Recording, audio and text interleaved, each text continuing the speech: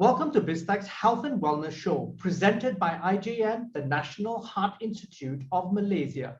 In the Health and Wellness Show, we focus on equipping you with the knowledge on health and wellness to help you to ensure a more productive and healthy life for yourself, your families, and your employees. Now, I'm Brian Fernandez, and today the conversation is about how to monitor and manage diabetes. Now, to bring insights on this topic, we have Dato Dr. Zanaria Hussain, a consultant endocrinologist and physician. Dr. Zanaria, welcome to the show. Hi, Brian. I'm glad to be with you. Now, it's lovely to have a cheerful voice like yours, but could you start by giving us an overview of yourself, your training, and your specialty? Okay. Well, I'm an endocrinologist.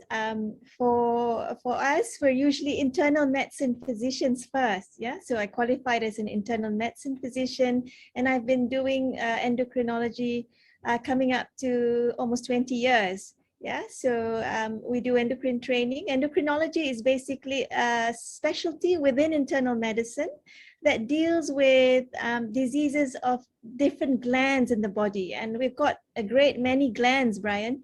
We've got the pituitary gland, the thyroid, the parathyroid, the pancreas, the adrenals. I could go on. So the endocrinologist is who you would see if you have a problem with your gland, although generally the layperson would term it a hormonal problem. Yeah, but you know, yeah, so that's what I do. Yeah. Now, today we're going to zoom in on diabetes. Now, that's a significant public health concern in Malaysia. Now, according to the National Health and Morbidity Survey in 2019, 7 million Malaysian adults, and this is out of a population of about 32 million Malaysians, aged 18 and older, are estimated to develop diabetes by 2025. Now, what do you think contributes to these alarming numbers? You've been in this for a long time. Please tell us more. Yeah, well, if you look at it, there's no way that we can escape this gradual increase in the rates of diabetes. I think it's seen in many countries, especially faster probably in Asian region. So as the population actually ages, you're going to get more diabetes because diabetes is an age-related disease. Yeah, diabetes results from the pancreas, which is a gland that is unable to produce insulin in the right amount and for the insulin to work appropriately. So there is some age-related incidence. So you can't escape that, you know, increasing as our population is growing older, we will get more diabetes. Yeah. Food related as well, Professor? Of course, yeah. So yeah, it is very much food related. Diabetes is a lifestyle disease, a disease of a not so correct lifestyle, yeah, which is happening over years, yeah. So it needs a genetic predisposition. So often you would have a family member with diabetes, in somewhere in the generations, and then comes the sedentary lifestyle that as modernization happens, and then comes the overnutrition, or not necessarily overnutrition, but mal sort of inappropriate nutrition with energy dense foods, that makes people overweight. And once you get overweight, somehow or rather that hormone called insulin, such an important hormone, can't work efficiently. Yeah, okay. That's usually one of the reasons we get diabetes. But what we're very concerned about today is that what we saw diabetes happening for the first time when you're sort of maybe approaching 50 or even 60, we're seeing it happening in the 20s, in those in their 20s and in their 30s. Younger onset of diabetes is very apparent, especially in Asia. Now, is that, and Malaysia apparently has according to my research, the most obese population in Southeast Asia. Now, is that and the ever younger patients that you're probably seeing due to the sedentary lifestyle, as well as just the rich person's diet? We're just eating more affluent related food, and that's the result. I somehow agree with that, Brian. Yeah, definitely. younger people are also getting more overweight. I mean, the overweight obese problem is getting right across the ages. You know, it starts in early childhood now, and it goes on to later childhood, and you get adolescents with obesity, and then you result in adults with obesity. Yeah, so that is actually going to contribute to the large occurrence of not only diabetes, but weight-related problems. So you get diabetes happening with high blood pressure, with high cholesterol, and then wham, you get cardiovascular disease, and then you get renal disease as well, and even chronic liver disease, or what you call fatty liver. So we're getting all that actually as a result of the sedentariness and the inappropriate nutrition that's happening. Now, Dr. Janaria, one of the things that's happened, of course, that's made all of this far worse is the COVID-19 pandemic. Now, that's brought to the surface the importance of really managing our glucose levels of people with diabetes. Could you tell us a little bit more on how this has impacted patients? Yeah, so with the COVID-19 pandemic, I think we see globally there's been, of course, a definite change in impact on the lifestyle, where people can't really be very mobile, so they're stuck at home in isolation, and also therefore they are not eating accordingly as well. So it does run havoc to the control of diabetes. So we've seen that control of diabetes has been quite affected by COVID-19, and sometimes you can't go to your regular clinic or hospital appointments, and you may actually be coming later if you do have an acute problem related to your glucose or diabetes. You sort of delay it before you come to the hospital. So we're getting a bit more emergencies related to diabetes, like very high glucose coming into the emergency departments during the COVID time. So that's okay. But then one of the things, Dr. Janaria, is the fact that therefore it's very important for us, if we are diabetes patients, really to monitor our glucose levels consistently. Yeah, definitely. I'll take you up on that. And also the fact that if you do have good diabetes control, even if you get COVID, then the chances of doing not so poorly with COVID is there, because what we notice is those that did really poorly with COVID, that means landing up in ICU and having very requirements for ventilation and even succumbing to the disease, were the diabetics with bad control. Yeah. So it's really important to keep your diabetes in check. Yeah. And diabetes usually means glucose, but it's not just glucose, to also keep your weight in check, your BP and your lipids and the overall thing that happens with diabetes in check. And to do that, you really need to monitor glucose, because diabetes is a disease of glucose, and it very often doesn't give you signals that are, very, definite when your glucose is high or low. So it matters to actually measure your glucose from time to time to ensure that you know where you are with the disease. Okay, then how do we use continuous glucose monitoring? How does that help diabetes patients? And tell us what that's all about. All right, so this continuous glucose monitoring, or we put it as CGM as short, is actually not something so new. It's been around for maybe a decade or two, but it's usually not used in such a big way in everyday setting, because of the technology behind it is difficult, and it also has some sort of high cost to it. But so the conventional way was to actually prick your finger to measure your glucose. Okay. And there are just so many times that one can prick our fingers in a day. Exactly. To measure glucose. So one of the most frequent complaint is, one is the pain you get when you need to prick your finger often to check your sugar.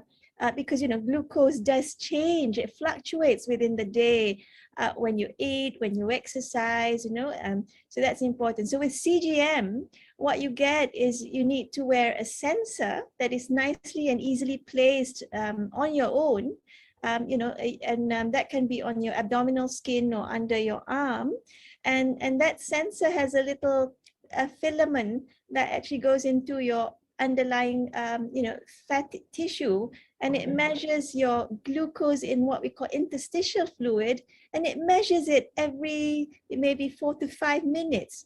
and then it connects all the dots of those glucose, and that really represents what your blood glucose is in a way.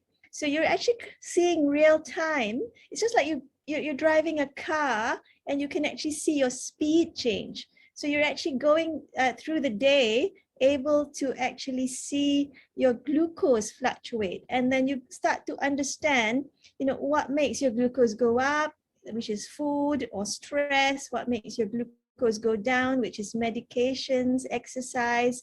Yeah, and then that really is a powerful tool to teach that individual with diabetes what to do, and you know what the right targets are. So then you can sort of modify your lifestyle, get better with your medicines, and you, after all, want to aim to keep your glucose in the best range possible. Sorry, Doc, this is related to then what you're talking about is time in range, right? Right. Okay.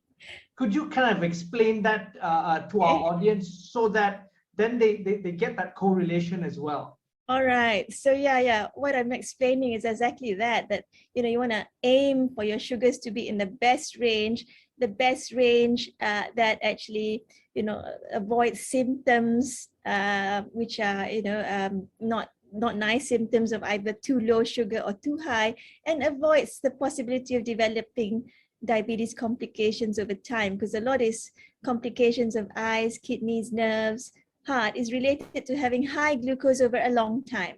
So Okay. time in range is actually having your glucose in a range something like 4 to 10. You don't want your sugars going below 4 if you're not eating. You don't want your sugars to go above 10 after you eat. So 4 to 10 is a nice range.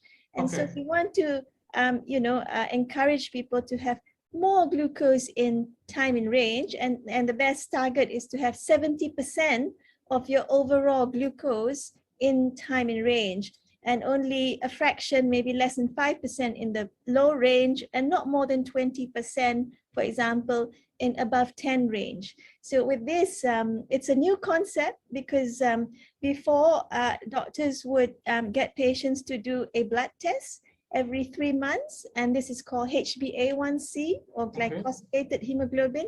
So you get a HbA1c, it gives you one figure, and it's supposed to tell you how good your glucose is, but you're not aware how the curves and fluctuations have been in the day and in the week, and you don't know exactly where you've gone wrong. You've just got a number, you know. So it's so really, this then really helps, in a nutshell, for a lay person like me.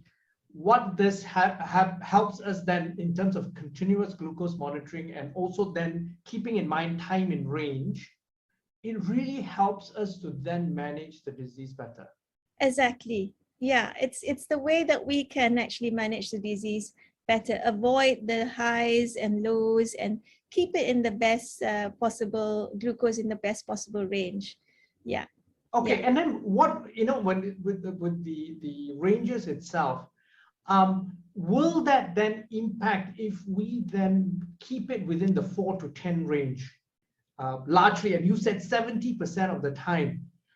Will that then enable a reversal of diabetes, or will it just be a control of diabetes? Well, it's totally a different story about reversal, but generally, if you keep your time in range in that category, I mean, you keep your glucose in the time in range or that category, you'd land up with what we call good control. And good control would mean that you really minimize your risk of complications. Diabetes reversal or remission is sort of a recent concept, yeah? Because in the past we thought that, you know, diabetes is a permanent life sentence. You That's get right. That's exactly right. You get it, and it's gonna get worse, and you're gonna, you know, you can just imagine. So now we know, and that's true, a lot of research that has been invested, that if you have diabetes of you know, a few years, you know, not so long standing, maybe most of the studies were about 3 to 6 years and below of diabetes, and you were on tablets, maybe 1 tablet or 2 types of tablets.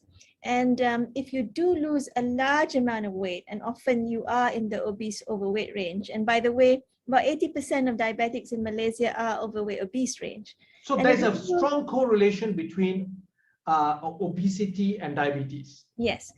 And if you lose weight, a substantial amount of weight, and this is about, more than 10 kilos, usually about 15 kilos, or they say about 10 to 15% of your baseline weight is Okay. lost. And often it's due to a definite caloric restriction. So it's a good diet and also supported by good exercise. Of course, this is sometimes a bit difficult because the calorie sort of amount is really reduced. Now, if you do this weight loss results in the diabetes getting better, so much so that you can actually stop your medicines, and you are then able to have glucose in the range of someone without diabetes. And if this persists for about 3 months and above, that means you have glucose in the non-diabetic range, you've stopped all your medicines, and it's still good after 3 to 6 months. You're then now defined as, reversing your diabetes. So So that's interesting. That's yeah. something that most of us have no idea that can happen. Yes. So, we really should be encouraging those with new onset, early diabetes, especially if they have weight excess, to have an option of, a lifestyle, sort of intensive lifestyle program versus being on a medication straight away. This could be an option if that nicely structured intensive lifestyle program is there, which needs to be well supported and monitored, by the healthcare provider and the patient, helping the patient to lose this large amount of weight, and then seeing how he could actually get off his medicines and go towards normal glucose. It's certainly possible, but it is not possible for everyone with diabetes. Yeah. Okay. But, yeah. So then let's take a step back and what advice or key things that people can do, and you can share with them so that they can reduce their risk of getting diabetes in the first place. Right. I like that, because prevention is always the best thing. Yeah. And I think if we just look at the typical Malaysian adult profile, we already have a risk of developing diabetes. Because of our food. Yes. So actually keeping a check on your weight and hoping that your BMI falls in the optimal category BMI. And that, unfortunately, as an Asian, is not similar to a Caucasian. So our optimal BMI is anything between 18 to 23. Yeah. Okay. Whereas the Caucasian is 20 to 25. So keeping a good BMI, and also then leading an active lifestyle. This is very general advice. Okay. And keeping in check about, how about your food, your diet, and the kind of carbs you eat, the amount, the type. So it might be too lengthy if I give you all the great detail, but so especially so if you have a family member that has diabetes already, you are at great risk to get it. So what we can do is, even if we can't, prevent it completely, what we can do is we can delay the onset of diabetes. It might not be too early, it might be later, because we're actually doing all this healthy lifestyle bit. Okay.